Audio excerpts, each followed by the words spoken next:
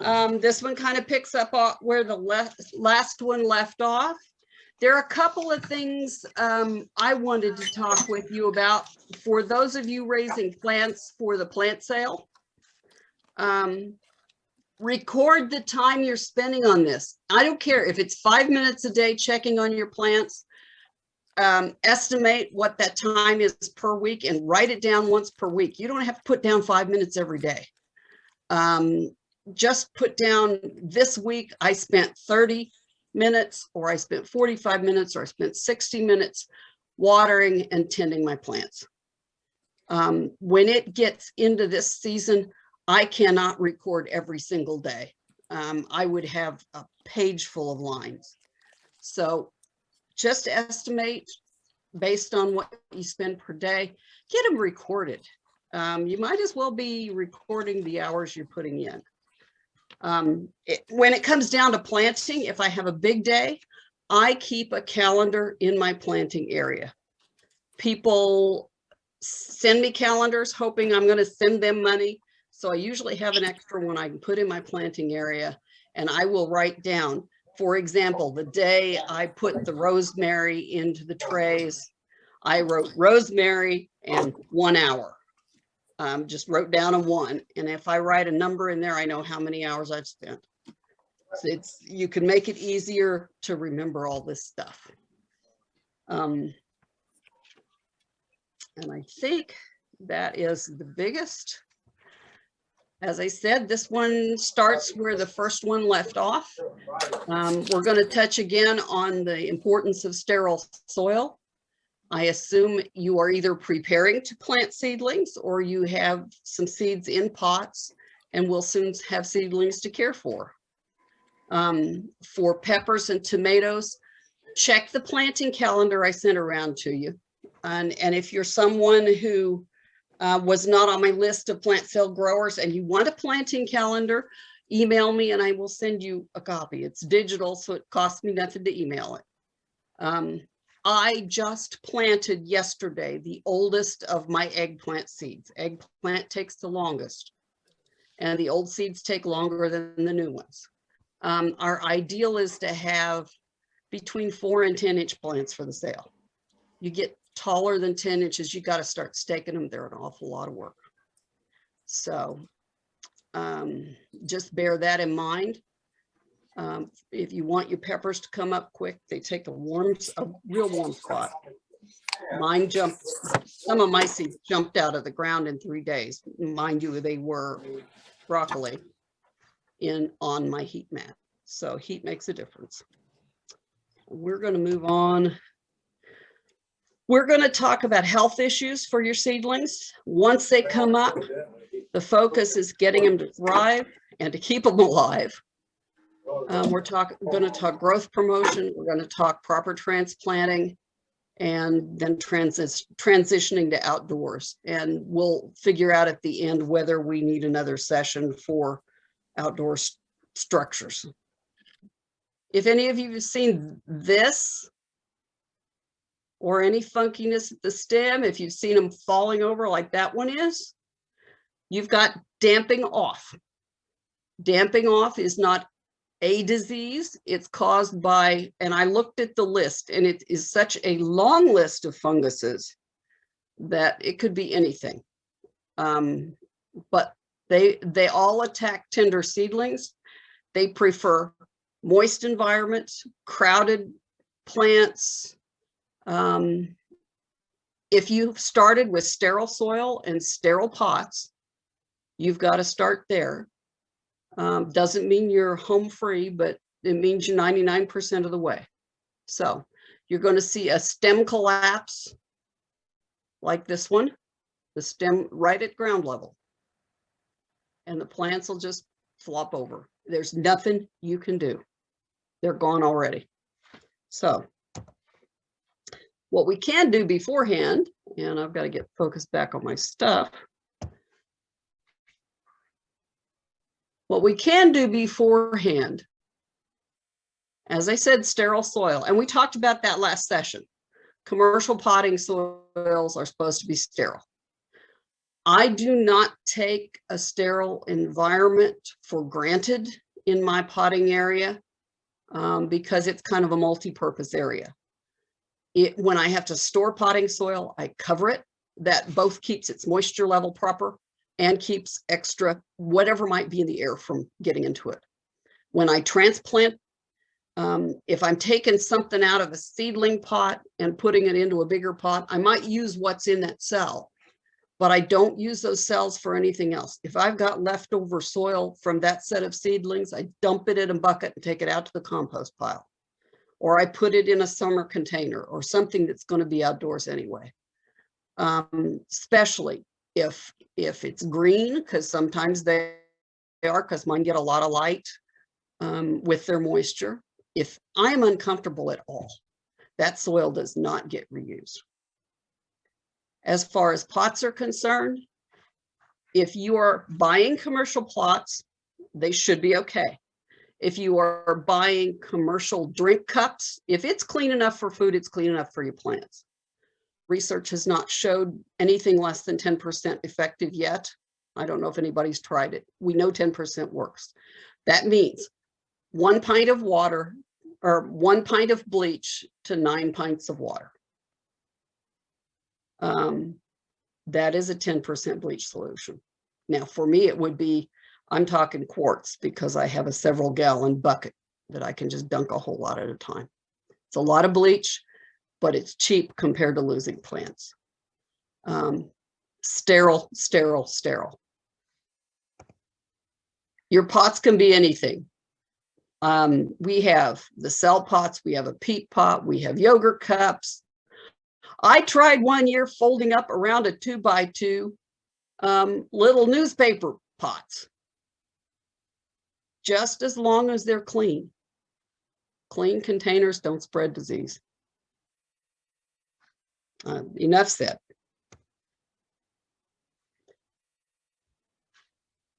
Let's go back. I'm going to pause here. Lynn, do we have any chat questions on cleanliness? Does anybody else have questions about how to keep things clean enough? Nothing in the chat box. Okay, I'm going to march on. If you come up with something, save it for the end and we'll do it then. And I'm playing with my mouse. Okay. Watering is probably, for me, the biggest struggle. I have played with lights that are hot. I've played with lights that are warm. I have played with air moving over my plants, and it all affects your watering. I also fight fungus gnats because I bring plants in to overwinter in the house. And so watering is critical. You need enough water to be moist, but your plants cannot tolerate standing in water. As I said earlier, cleanliness is 99% of your damping off problem. The other 1% is you can still have wet problems and fungal problems if you have water standing in your pots. So your pots, if you're making your own, pots should have adequate drainage holes. If you're using commercial pots, they've got enough. As it says there, if you're bottom watering, I saw someone who had the most wonderful thing. Someday I'm going to try. A great big bed he kept his plants in. Now this was outdoors. He was starting flowers outside late in the season. But he would run water into it. And he would bottom water all these pots. It was a huge tray. It was the size of a pickup bed. And he would run maybe a half inch, 3/4 inch of water in there. And he had a timer. In 15 minutes, it pulled the plug and it drained all the water out. That's perfect for those pots. For these little pots, if I'm going to bottom water, I'll pull them out. I want that water to disappear in 5 or 10 minutes. I don't want them to stand in water. top watering, you water till they leak through, and then you get them out of wet stands. And some of my early failures with wet stuff where I would saturate the pot that I'd transplanted something into, and it never dried out enough for the plant to thrive. And I lost, one year I lost almost 100% of what I planted. And I learned from that, and you don't have to make that mistake. Note the holes in the bottoms of those pots. Those black and white pots have 9 holes in them. Each of those holes is about a ½ inch. The 3-inch square, the black one, only has 4, but they're about 3/8 of an inch each. And it's a little bit smaller. The yellow one has 4 holes, not 4 holes, about 4 holes that are 3/8 and 4 more holes that are a little smaller. This is the kind of drainage, if you're making a pot, this is the kind of drainage you're comparing to with the commercial stuff. Now, do I have any other questions on watering? Yes, you do. When should plastic wrap over new seed trays be removed? And is that when watering from the bottom begins? How to determine time to remove plastic based on seedling growth? I am presuming the plastic wrap over the pots or over the seedling trays is simply to keep it humid around the trays. I wouldn't do that for very long. If your seeds aren't showing within a week, get it off there anyway. And if you're bottom watering with that on there, you've got a perfect breeding ground for fungus. Anything I've got at home that molds, no matter what it is, if it's moist and closed in plastic, goes fast. And your seeds are living things, and they'll do that too. We have another question. After watering, I often notice when I pull out plug, it is only moist 1/2 inch down. Is that okay, or should I water more? You probably should have your whole cell damp. You need to water a little bit more because, well, for one thing, the moment your seed germinates, that root's going to start moving, and you'll have a root longer than that ½ inch in no time flat. And you may not even see the top yet. I would get the whole cell damp. As I said, you water until it runs out the bottom or starts to leak out the bottom. That's all the questions we have thus far. Yeah, it's a fine line between too much and too little. My problem that I've run into most often is too much. But yes, once you get leaves up there, they'll tell you real fast if they have too little. You do have to watch the seedlings, especially under the warmth.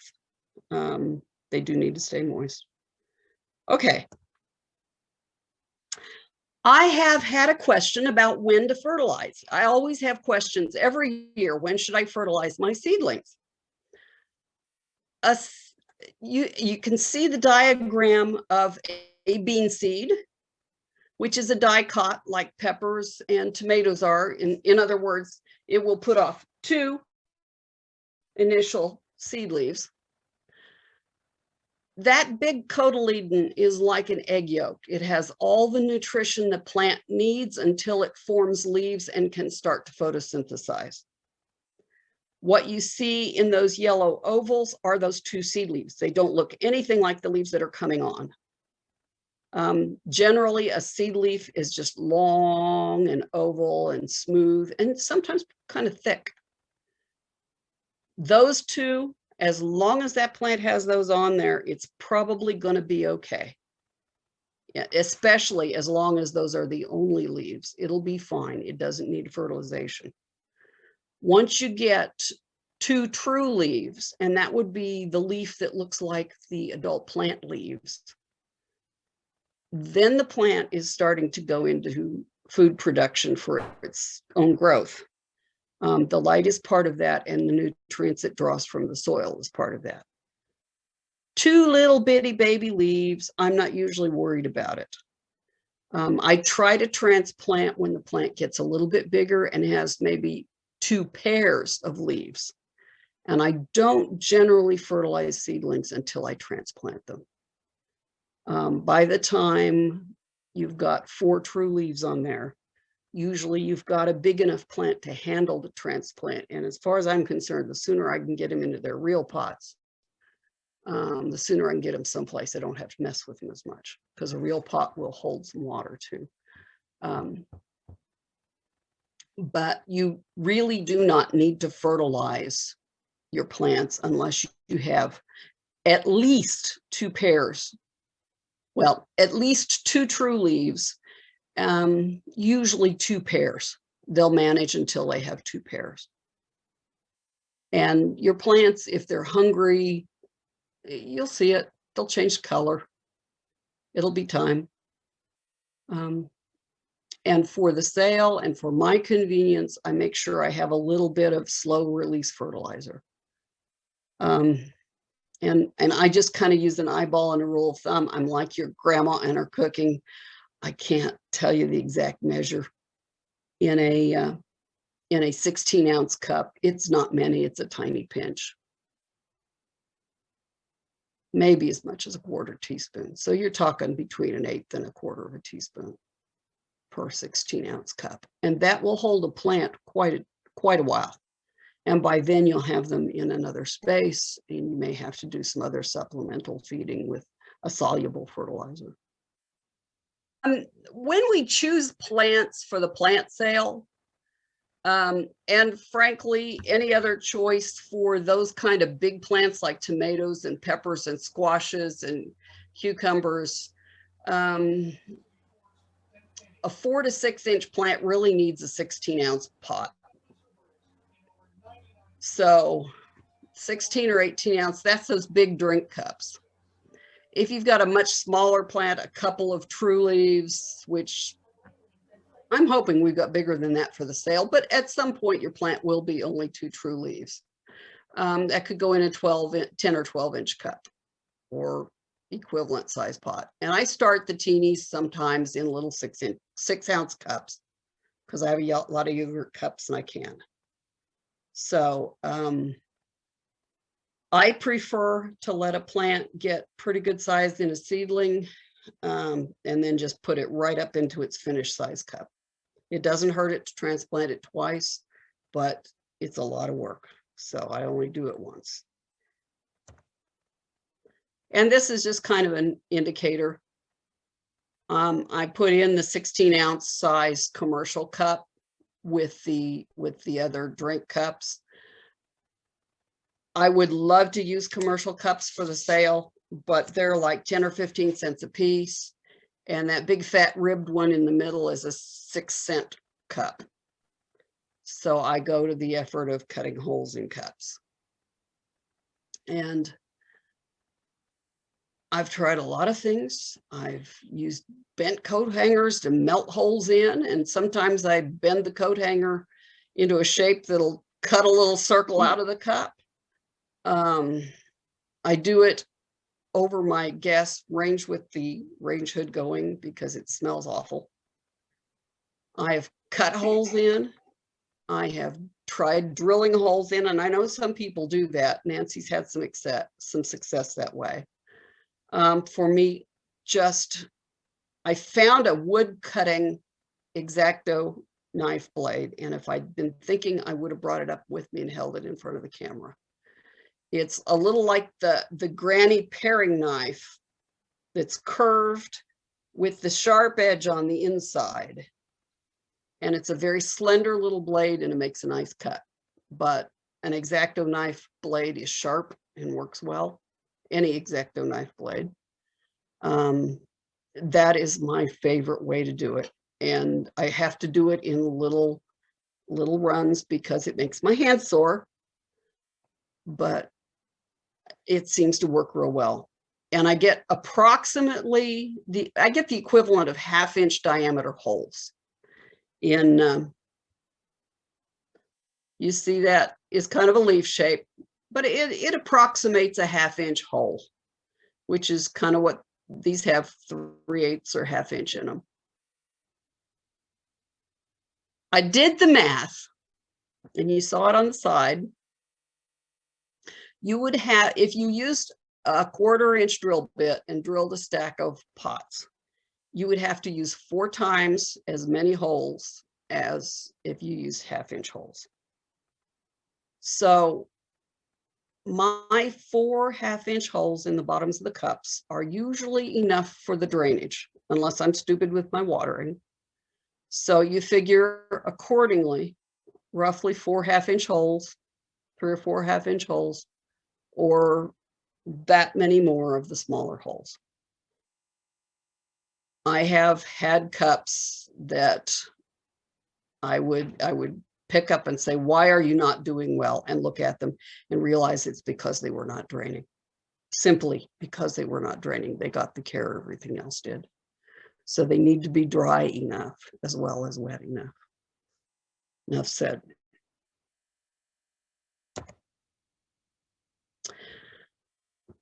We started, you need at least 1 pair of true leaves. My plants are much stockier by the time they have 2 pairs of true leaves, and they can go that long unless you've got way too many in one of the little 1-inch seedling cups.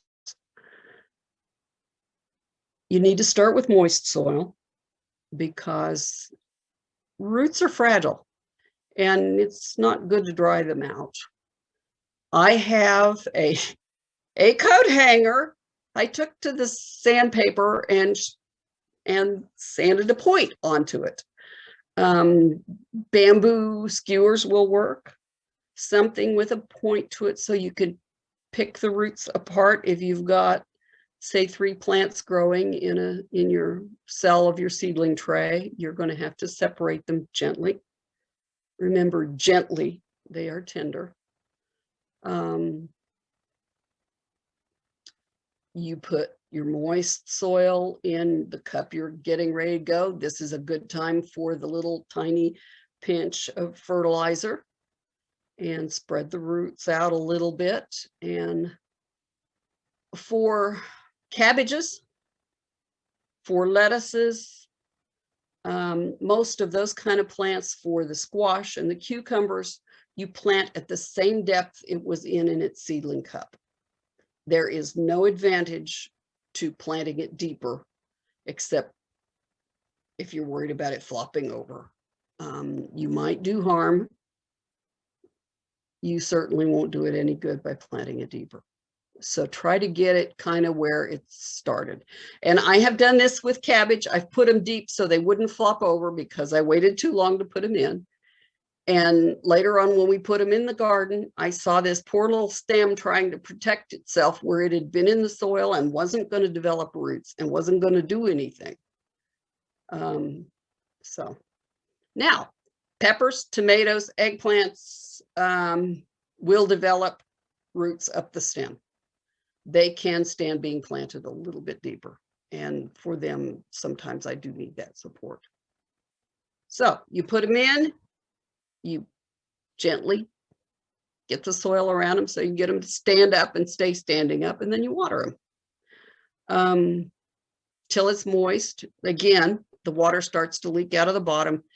Get them to somewhere they can go ahead and finish draining what you need to do, or draining what you need to drain out. Folks, this is the time to label your variety. I have had mystery plants at an awful lot of plant sales, and it usually comes because somebody didn't get labeled. If you've got 24 plants and you've got 3 varieties, now's the time to do it. All you have to do is whatever indicator you know. If you've got a big boy, you put 2 bees on it. And that way, you know the difference between, I don't know, an early girl, which would be EG, whatever it takes for you to know the difference. When you transplant is the time to label. One variety at a time. Saves a lot of trouble later. If you're doing it for your own garden, you only have one of each. It really doesn't make a lot of difference. Once they start bearing fruit, you'll know. But if you're doing for the plant sale, it's you've got more plants in there. And again, put them back in the kind of environment they came from for at least a few days, preferably about a week before you try to make any changes. I want to transplant, get them out of that cold frame, man. It's They go back under the lights for a little bit. I probably have to set the lights up, give them a little more height, but you let them settle in. Let them settle in. You don't want to start remodeling a house before you settle in. This is the big part, and this is probably where we could talk all sorts of ideas for quite a while. Hardening off is critical, absolutely critical. You know how first thing in the spring you get sunburned when you're out too long. Plants do it too. It's just the UV rays damaging tissue, and the plants don't survive that sometimes. I find that when I first put mine into my cold frame, which has glass over it, I have to protect them for the first week. I throw something over that glass for at least the middle part of the day. How much more so if you're setting plants out?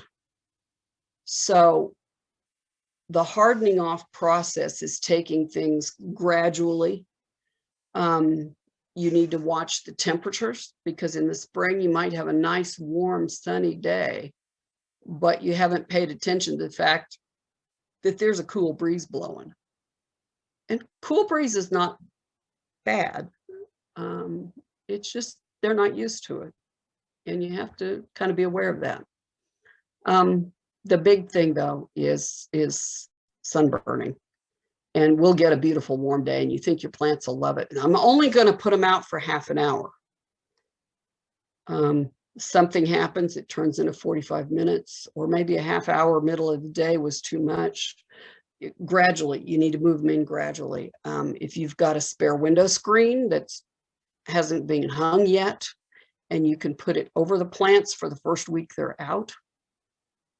If you've got, I have a lot of thin, worn out sheets, and that can be draped. If you've got a thin row cover, that can be draped. If you've got, say, a lot of trees and some filtered light from all the bare branches, for that first week, you need to be very gentle with them.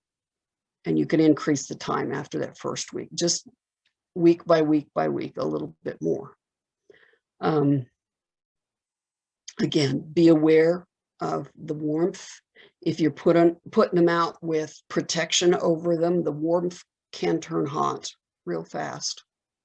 You just kind of have to keep an eye on them. They're real tender at this point. Hardening off is not only prevents killing them at this point, but it does help them get started a little quicker once you put them in the garden. I have wagons. I have several wagons. You can get them cheap at the hardware stores about this time of year. I put plants in the wagon. I have a porch I can roll them under. I can roll them out for a while. I can roll them in for a while. If you've got a little red wagon, if you've got a tray that's easy to move, but I don't like bending over and picking up trays. Again, there are various things you need to do, but the plants have to be hardened off, which means for the 2 weeks before the plant sale, we need to be working on that, 2 to 3 weeks. Now, here's my easy way of doing this. And I have played with so many things. I do not have a lot where it's easy to put in a greenhouse. Otherwise, we'd do that and be done with it. My favorite technique is this one. That's 4 straw bales arranged in a U shape. This particular year, whoops, I messed something up. This particular year, I put concrete blocks at the front and cardboard on the bottom. Last year, I simply had a pole across that, right across that straw bale, and threw a sheet of plastic over it. 4 straw bales, with 3 weeks of watering plants and warmth, those straw bales will start to rot and they will warm that space up. That is my favorite. It is so easy. And when I'm done, the straw bales go to mulch in the garden, the compost pile. I'm always using straw, and 4 bales will go away fast. That's my favorite. Other than the one that we permanently built with a concrete hole in the ground. But that works well. That, I think, was just, that frame, I believe, was simply a, we had a pavilion that collapsed. And I set it up over a bed and threw a piece of plastic over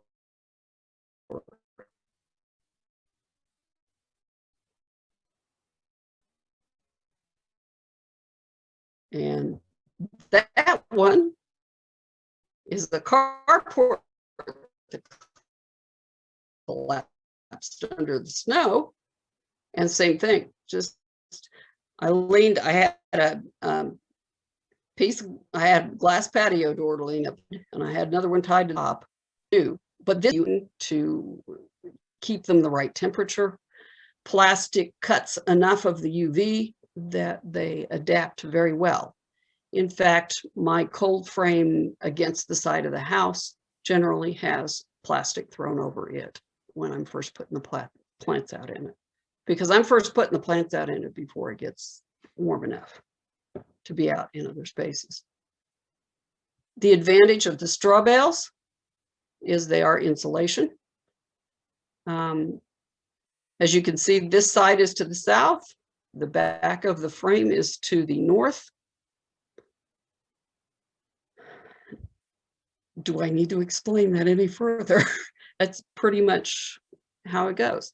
Grace, You do have some comments and questions that have come in. Okay, in one moment. Okay. One moment. Another way you can insulate. If you have bags of leaves left from last fall, they can go against a side of something. That's it. Okay. Questions? Well, one comment was, I have a wood burning tool and I think I'll use that. Another question, how much and how often do you circulate the air for seedlings? Is it okay from above? And that is something I didn't touch in our growth promotion section. Various of us have tried fans across our plants, and above would work. Across the plants works too, because that will strengthen them from the, they get a little wiggle, kind of like we do get stronger from a little resistance. Thank you for that question. And where do you acquire bales?